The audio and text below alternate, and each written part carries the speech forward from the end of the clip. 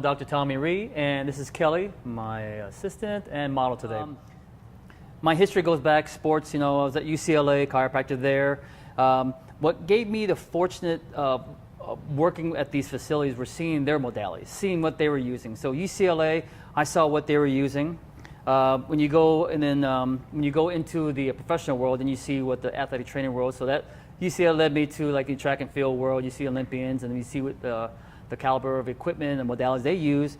And then I come to Tampa, then I become part of the Tampa Bay Buccaneers, and I see their modalities. And the higher professionally you look at athletes and high caliber people, you're looking at the latest equipment out there to really take care of that soft tissue around that joint. So today we're going to go after the soft tissue around the elbow. In my world, we look at the soft tissue around the joints. So that is, of course, the capsule, the tendons, muscle, all that stuff, the ligaments, all the stuff that goes around the joint, and we get that to communicate correctly before we go after the joint.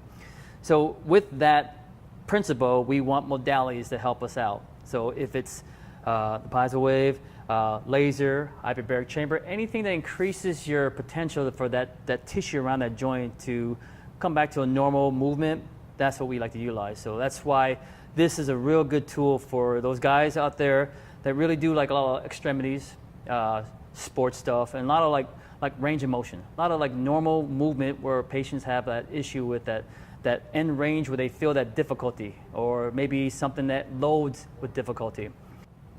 Big thing with elbow, remind yourself, the kinetic chain, goes for a chiropractor philosophy, it's the cervical, right?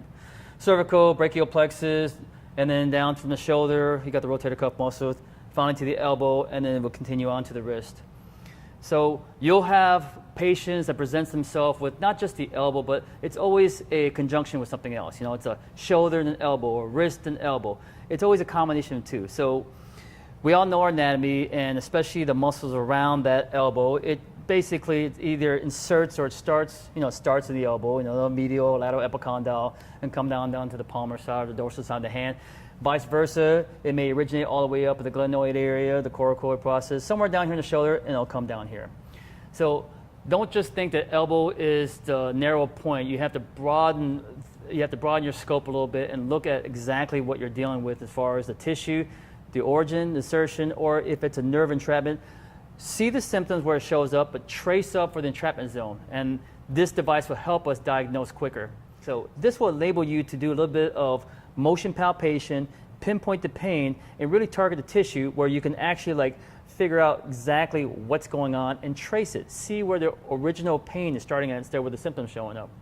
And this really, really perpetuates me and separates me really fast from other chiropractors and physical therapists.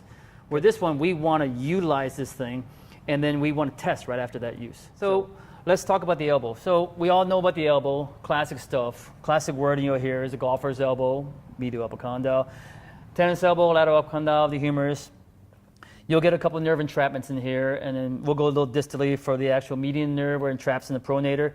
You even got the old radio tunnel entrapment in here, syndrome, where it catches back here on the radius side. And then we'll go after some of the bursas, olecranon bursitis. And the big thing that you may come across if you guys work with bodybuilders or somebody does a lot of like bicep curls, they call it a musculocutaneous syndrome.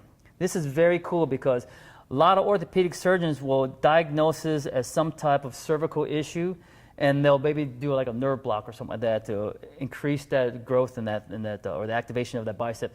The problem is that you're not going to solve it up there. It's because of the bicep being so tonic in a sense that it's pinching on that nerve. So we'll go over that, but the symptom shows down here. So interesting enough that we may have symptoms down here, but we'll probably trace up to the actual shoulder. We'll see where it goes, okay? All right, so let's go with the simple one. So medial epicondyle, wrist flexors, real simple, right? So what I typically do is palpate, history, of course, palpate, and then, of course, they have it right on the medial epicondyle. You ask them to grip, you can do all the tests, muscle tests, squeeze my forearm, okay, hold and resist, and then hold and resist, and then what I'll do is I'll basically go into extension, you keep your flexion, and then they'll say, ouch, ouch, ouch, so you know you've got that issue. You palpate there, you go you go distal from that area, right on the tendon, it goes, oh, that's a spot right there. That's typically what you have here. Nice, easy golfer's elbow, medial tendonitis, tendinopathy issue right there. So if it's acute, there's a lot of pathways here. So you have acute happen like in the last 24, 48, 72 hours. You want to handle this very carefully. When it's chronic, that's where you really have the best success here. So we'll go into it right now. So let's say she comes in here, she's been dealing with this for a couple of months and it's irritating. She can't grip, can't do a pull-up. You'll hear the classic stuff, open up a jar, all that stuff, and then goes, okay, so you palpate, you figure out what it is. Classic modality that we used back in the day would be ultrasound. E-stem the area, IFC, ultrasound, and try to relax the flexor muscles. And that's where I'll use a little bit of a active release on the belly of the muscle. But the problem is that since this tissue is avascular, you need to increase the circulation, and more importantly, you got to push that fluid out. So the way I look at any type of like trauma or pain or some type of syndrome, when you have that chronic scenario where they feel like they're getting better, but they're not getting better, I feel like there's fluid in between the tissues, the interstitial fluid in there, and it doesn't give the tissues normal articulation or lengthening and shortening in that area. So if you have a longer distance to travel because of that fluid, you'll have that kind of like that elongation pain. So I feel that you have to push that fluid out, and that's where the positive wave comes involved. It really helps me get that fluid out of there where I can have that tissue lengthen the normal length, and then I can go ahead and do the other modalities and techniques. Okay, so let's go back to the golfer's elbow. So you palpated the area. So I am palpating, and I'm right on the medial epicondyle. So I'll go, again, distally towards me, and I'm right on the spot, and you can actually palpate it. You can feel it. You can feel it, and then she goes, oh, that's a spot. So you backed it up with your palpation and her actually telling you what's going on. So then you'll use, the positive wave has two type of heads, the linear and the cone. We like to use the cone. Depending on the depth, I would do 10 millimeters because I'm going to go off the bone and into that tendon junction where there's a little bit, in her case, there's a little bit of tissue in the way, so we have to go a little bit deeper than the superficial cone shape. So 10 millimeters. And then we prep the patient up. I guess we all know how to do this, like ultrasound. Protect the patient in their clothes. And then put a little bit of gel on top of the head. And then on all of my techniques, it's pretty much standard. So I set the temperature, I set the frequency, probably like a 4 or 5. And then I put the intensity in this area, superficial, I'll do like 7. So right now I'm going to scan. All we're doing is scanning. The idea is that when the patient, this doesn't hurt if you have normal tissue. If you have normal articulating tissue, it's not going to hurt. But once you hit a compromised tissue, she'll say something. She goes, okay. So we're looking for a 0 out of 10. We're looking for a 5. So we're going to be off that bone. Be careful. Don't hit the bone. Don't hit the epicondyle. She'll jump off the table. So big warning. If you really want them to, if they're not paying the bill, get that bone, right? Okay. Here we go. So I'm on here. She'll bend her elbow a little bit. Ask her, are you comfortable? Mm-hmm. Good. Here we go. Just kind of gel that up a little bit. And we'll go ahead and activate it. And we're going to palpate. I keep my finger on the medial epicondyle just to make sure that we're not going to hit that bone. I'm going to get as close as I can there. Back and forth where I thought I felt it. Yeah, she's there. Okay, so I guess she has a problem right now. So right now, I would ask her your pain level. What number would that be? I got 4 or 5. Okay, so then we'll stay at 4 or 5. And the cool thing about that is that with this device, we're going to wait for it to go down to from 4 to 3, 2, 1. And that's actually the sound wave pushing the fluid out in that general area. Okay, what number are you at now? A 2. Okay, so she's going down. Good. When she gets to about a 1 or 0, then we scan some more. You're good? 1. Okay, so now we're going to go, now I'm at the very edge of the epicondyle, so I'm going to go a little more distal. We're going to go search a little further out. We're following all the flexor muscles of the wrist. And we're just going distally. You can go more anterior, posterior. We're on something? A 5 or 6. Okay, so there you go. So the interesting thing is that one of the big things that you have to watch out for are the 3 nerves that go around the elbow. So you've got the median, the ulnar, and the radial nerve. So that's the big thing. When you say they can feel it down their fingers, like the radial pattern, ulnar, and the median nerve, then you're on that nerve. So you don't feel it on your hand, do you? Good. That's the biggest thing. We'll talk about nerve entrapments later, but right now we're just gonna go after this tendon right here. And what number are you at right now? A 4. 4? Okay, she's still at the 4. So once you get better at this, you can actually speed it up, right? So there's 2 settings, right? You got intensity and frequency. You can increase it, and I like to keep the intensity at where it's at right now, but just speed it up a little bit. Fingers still on the epicondyle, distal. Good, we stay right there. Tell me when you're at like a 1 or 2. It's down to a 2. Okay, and then we'll go a little bit further away. Just traveling along, coming up anterior. And we'll scan back to the original spot. Always go back to the original spot, make sure it cleared out. Is that okay? Got like a 4. Okay, so we're back there. So the tough thing with fluid, you know, when you push it out, it'll squeeze right back in. So that's why you have to make sure you go back to that area, make sure it clears out. Tell me it gets down to 1 or 2. Big thing here is always try to be comfortable. You providers get comfortable. Right now it's kind of odd because in front of the camera, but you want to sit down. You want to get comfortable as much as possible. Maybe rest your elbows on the table while you're working on this patient. What number are you at? A 2. Okay. All right, we're going to go away from the area, find a second spot. Nothing there? And we're going back to the first spot. Okay. You good, right? Good. All right. So once you clear that area, then what I'll do, we'll go ahead and clean her up right there. Can you go ahead and wipe that up, please? Make sure you feel dry. And then I'm going to scoot right here and clean this head up a little bit. Put that down for a second. Let me have that. Get this gel off my finger. So what I'll do next is I'll ask her to move it around, see how she feels. How you feel? Good. Okay, good. So then I'll do the ART portion. So again, we're looking at the insertion or the origin of these muscles, wrist flexors. So I'll take the belly. So ART, if you guys know ART, it's basically I want to go from distal to proximal tension, and I'm trying to stretch the belly out. I'm trying to take the tension off the tendon and get that belly loosened up. So this is like the actual belly to muscle releasing, right? We'll go down here, warm it up, and then go ahead and move it around. So we'll do the ART portion. Now the belly to muscle feels elongated, feels nice and loose. Then we'll do the strengthening part of it, you know. That's what she'll actually get. You can get the 2-pound weights and just go ahead and do wrist flexors. And then you want to finish off with a little bit of flexors with a little bit of bicep flexors, okay? So that's the medial epicondyle. Lateral epicondyle, pretty much the same thing. Palpate, find your lateral epicondyle. Again, that's tennis elbow, a lot of extensing of the wrist, a lot of extending of the elbow. And you palpate. Let's say she's got it. In fact, you have, yeah, okay, you got something there. Okay, so the lateral epicondyle, pain right there, right? Okay, so I'm going to go distally again. I'm going to get off the actual epicondyle and go into the tendon. And I'm flipping back and forth. And I'm going to just kind of palpate. And then she will give you a response by, yeah, that's it, and stuff like that, right? So let's say that's it right there, okay? Again, let's prep the patient up. Let's go get another towel here if you don't mind. Put it right here, protect the patient. Drop it down. Find a spot. Remember, use your landmarks, okay? So you don't want to hit a bone, because you hit a bone, it's just going to give you a false reading, and then all of a sudden the patient's upset.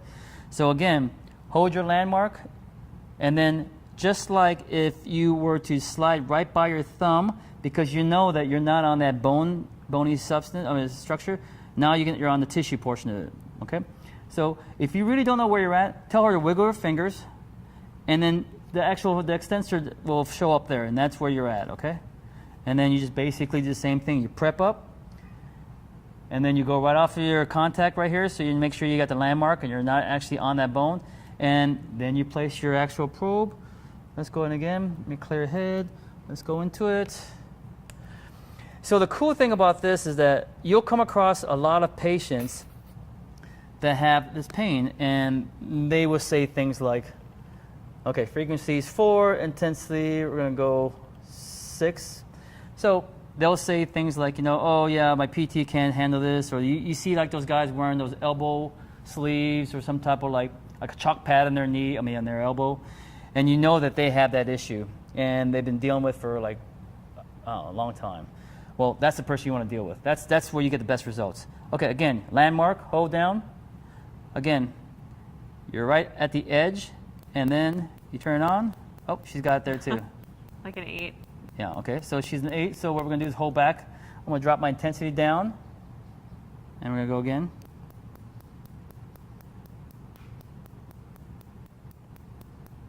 Okay. What number are you at?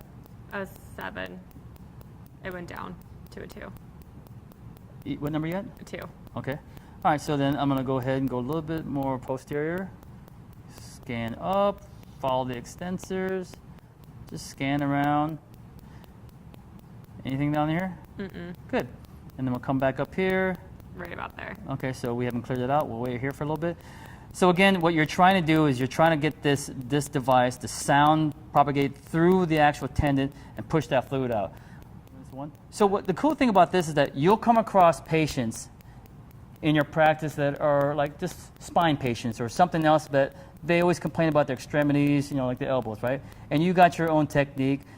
This is a perfect time to introduce this device. This is what basically, you're going to get them to test it out, like do a grip test, and it goes ouch, ouch, ouch. Then you go ahead, do this protocol. What number are you at? A 1. Good. We're going to go a little bit more posterior side of it. About a 7. Okay, we're holding there. So you do this. So make sure you clear it out. When it clears out, then you retest, and they enjoy it. And then let them feel it. You want the patient to experience this device and then the outcome after the device. What number are you at? Down to a 1. Okay. Anything there? For you guys, once you have a patient comes in there for something else, like a low back or something, and they say something about their elbow, or you see them wearing an elbow brace, do the protocol. Do the, as they say, maybe like a trial run or a demo, or you just say, let me palpate, let me see if this is what the issue is. What number are you at, Kelly? A 1. 0. Okay, we're going to go away, and then we're going to come back. Oops. What is it at now? I'd say like a 2. Okay. We're almost done. Tell me when it's a 1. And it's a 1. Okay, Kelly. We're going down away from the area, scanning around, going back to the original spot. Nothing. Good. And what about here? Nothing. Okay, so good. All right, so she's cleared up. Let me clean her up. And then,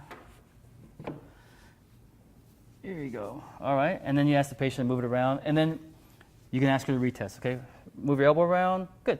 All right. Squeeze my forearm. Okay, ready? So then what you want to do is, because of, colds in their males, you just want to basically just hold your elbow, hand still, and just resist. There you go. Good. You okay with that? Mm-hmm. No pain? Mm-hmm. Yeah, so that's basically the easy one, the medial and the lateral epicondyle, right? So a couple other things here. So you have the cubital tunnel, the ulnar nerve entrapment. Big thing here. So you have that symptoms that goes down to the pinkies, the 2 pinkies. I mean, the middle and the 4th and the 5th digit, right? Classic stuff, Tinel's, tap it right there. Yeah, I got it. Think about the medial epicondyle and the olecranon, that little tunnel, that groove. We all know where it's at. Go back there and palpate that ulnar nerve. You can feel it. Just have it relax a little bit and just go back and forth, and then she'll say, that's it. Now you want to find out if that increases her pain, right? And then you kind of just, basically can entrap that area and tell me if it increases. Yeah. She'll say yes, and then I let go, and it decreases. So then we'll go a little bit distally. We'll do the same trap there. And she goes, no, it doesn't feel like nothing. So possibly right about here where there's a fascia that overlaps in that tunnel, makes it the roof, probably in there she has a little bit of entrapment. So what we're going to do is we're going to get another cone. You need to put a little gel between the probe and the actual gelatinous head. Put that down, squeeze it down. You want to look straight at it. Make sure when you squeeze it, you got good contact, no bubbles. Kind of just manipulate it around back and forth. Yeah, you can get a little squeeze. You'll get a little gel on you. Right? But you want to find out exactly what portion of this tunnel is irritating her. So if it's more posterior, superior, then we're going to go on here. You're going to kind of go into the groove, and you're going to grab the nerve, just like how you use the landmark for my hand to the epicondyle. You're going to do the same thing here. You're going to make the landmark the ulnar nerve. You're going to try to hook it, grab it, pull it off. So then you're going to work on that fascia that has that roof of that tunnel. So I'm going to go here, pull it down, and then we're going to go right into the area, right into that tunnel. Keep in mind not to hit that bone, okay, because you got the epicondyle, the medial epicondyle, and you got the olecranon, so that will flare up. So you have to be very careful. So typically what I do is I have the patient sit down on this table, elevate this table so her arms rested. So she's comfortable, I'm comfortable, and then she won't move. But we're going, for this purpose, we're going to go ahead and keep it right here.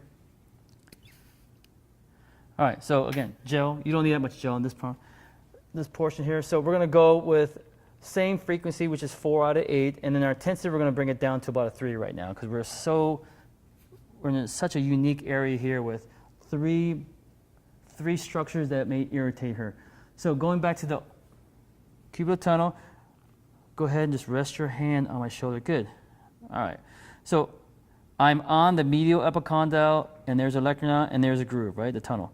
I go a little bit of proximal, posterior, and I'm digging around there for a nerve, and I got it right here. So I'm going to grab the nerve, and I'm going to go from medial to lateral and hook it and get it out of the way. Now I'm going to put the probe right, it's going to be easier. I got all my fingers on there. So now I've got my pinky on the medial epicondyle, so I make sure I'm not going to hit the olecranon is more posterior. I'm not going to hit that area because I'm going to keep it close to the medial epicondyle, and we're going to go into it, okay? So again, I got the ulnar nerve out of there, and we're going to scan in here. It's a real small movement in here. And then we're going to scan around here, okay? In there, if I went more distal and I hit the epicondyle, she's going to say, yeah, I feel pain. But you know for a fact that's not the problem area. The problem area is the tissue right around that tunnel. So we're right in the tunnel, and then she'll say, like, yeah, I feel it. And then you hold it there. You know, you're still looking for that 4 out of 10 pain. Then when it clears all the way out, have her relax and wiggle your fingers. And how do you feel in those 2 fingers? She'll say, like, oh, it feels better. Typically, that's what they say. Let's go after the median nerve, right, at the pronator muscle. Classic thing you always hear about carpal tunnel. Symptom shows down distally here. So we all know the median nerve patterns, right? Palm side, 3 fingers, right? So Tanel, pop, pop, pop, pop. Everybody in the medical world, they always think you got these 3 fingers, it's caught right here in the carpal tunnel, right? So, but in my world, yeah, possibly. But then think about the pronator muscle. This is where it really shows up. All you gotta do is squeeze it here, and then it goes, oh, that's it, right? The cool thing about this device is that no big deal. You can try out both areas. You do both areas, it's gonna flare up. It's gonna flare up, meaning that, hey, maybe that's the cause, or it's gonna decrease the pain where that is a cause too. So either or, you have to have some type of change.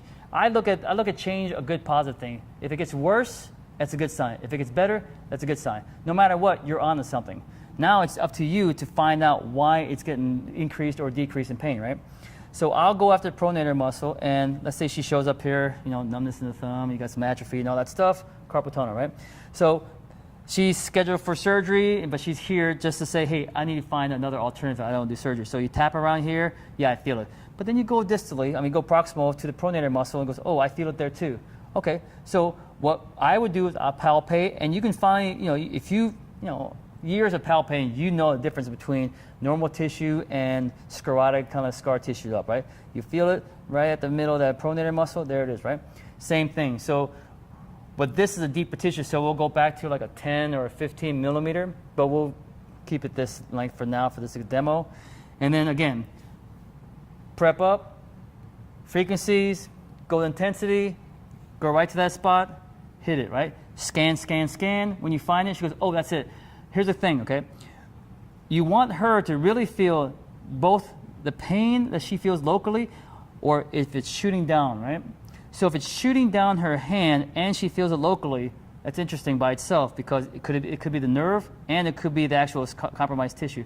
So what you're going to do is you're going to go medial or lateral. If you go medial and it disappears, but she still has a local pain there, then you're onto something. Just to back it up, go into a little bit of extensing of the wrist, just elongate the nerve a little bit, lock her elbow out, and hold it there. And then she will say, yeah, I feel it right here where I'm placing the probe, but not my hand, okay? So again, same technique. If you don't feel it there, go lateral. Find out if you're going around that nerve where it penetrates that pronator muscle. So again, hold it there, clear it, clear it, clear it. Once it is cleared, test it out, have her palpate. Feels better. Doesn't feel better? Okay, then we have to go to the actual carpal area, right? Go ahead and take that off, please. Same thing, Tanel's, right? So we all know the carpal tunnels. Again, tap, tap, tap. You're going to palpate. Again, you're going to find out where you're at, because this device will tell you if you're on the nerve. Once you're on the nerve, she'll say, oh, I feel my fingers. Go medial or medial or lateral of that area, and it'll disappear, but stay local in that area. So in this case, the bursa is irritated, it's inflamed.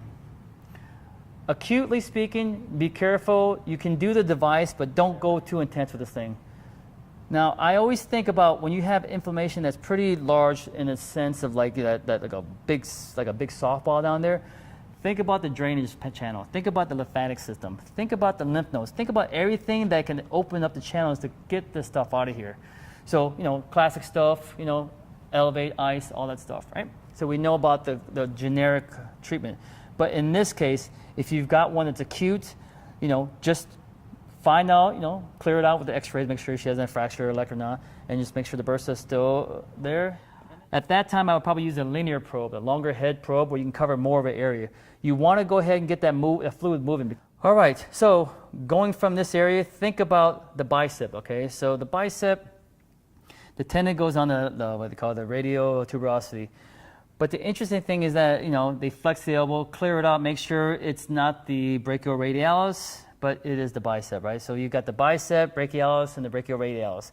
You want to identify which one it is. If it's the bicep, which originates way up in the coracoid process and the glenoid, right?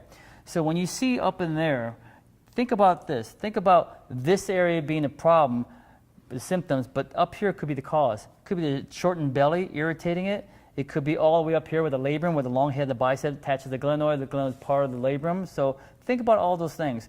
So what I do is basically, palpate, do the orthopedic speeds test, stretch it out, do all that stuff, and then go after this area. So you find out exactly what's going on here by using that device to help you palpate. So she'll say it hurts here, right? But here's a question.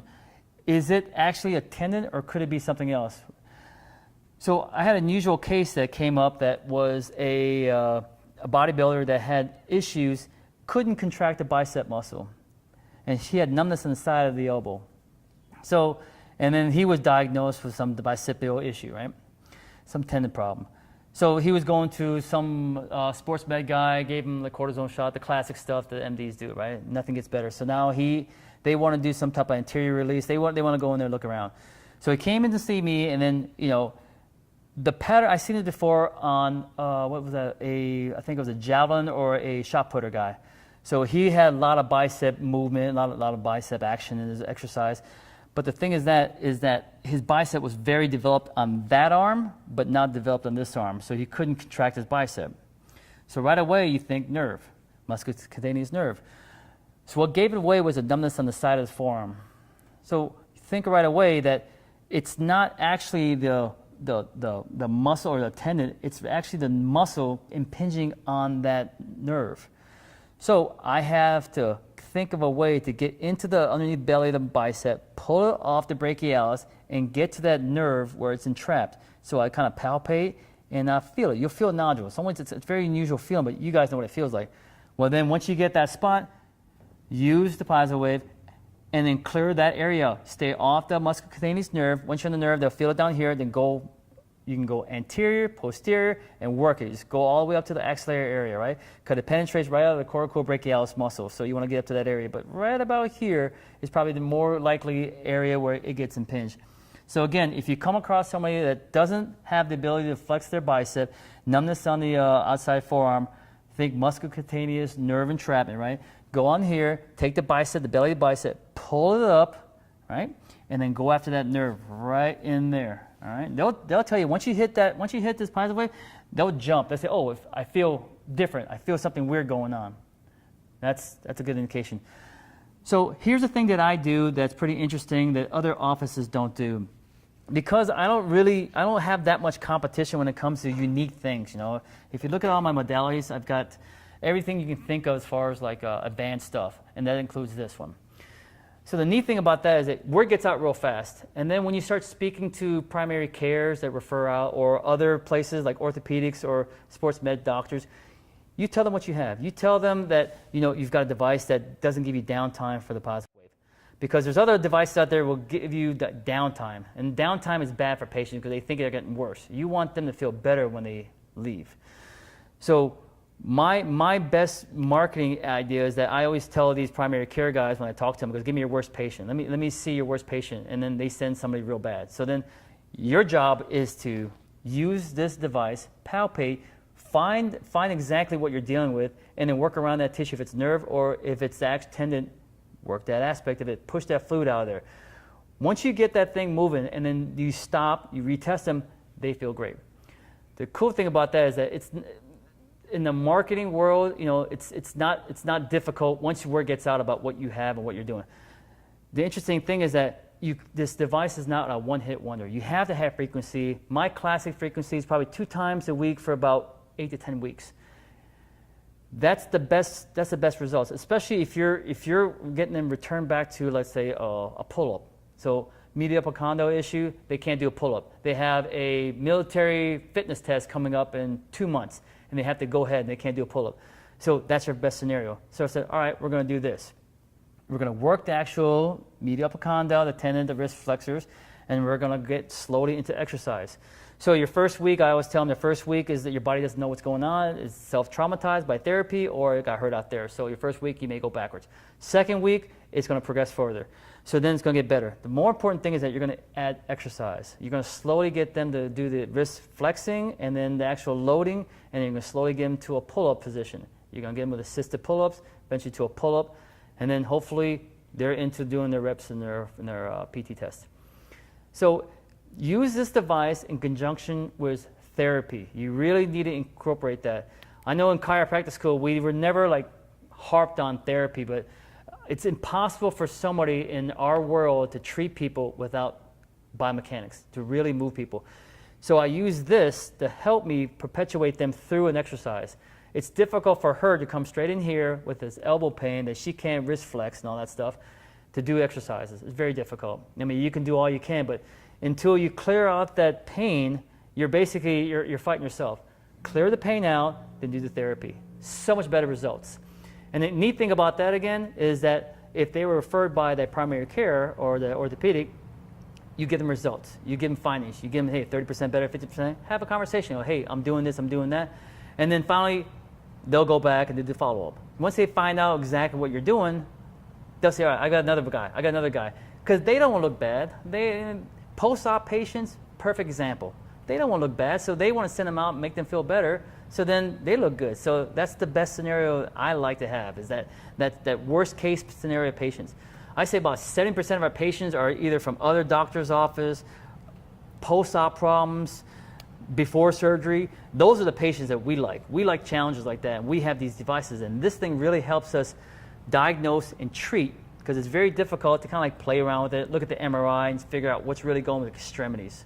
You know, as chiropractors, we don't look at extremities like, you know, like other sports med places, but I really enjoy extremities. Like spine, you know, it has its pluses and minuses, but it's not, to me, I think spine is kind of like not that difficult. When you get to extremities, you just expand your business really fast, real fast. The neat thing about spine is that with the right devices like this one, you can really pinpoint exactly what they're dealing with, because sometimes they can't explain to their other providers what they have, because I have something, I don't know what it is. They can do all the muscle tests, orthopedic tests, they can do the MRIs, and they do their treatments because it's not getting better. The minute you use this thing, wham, they say, I feel it, that's it. And then they have a good response. So then it's very easy for you to actually tell them, hey, you need to be here 2 times a week for 8 weeks. No problem.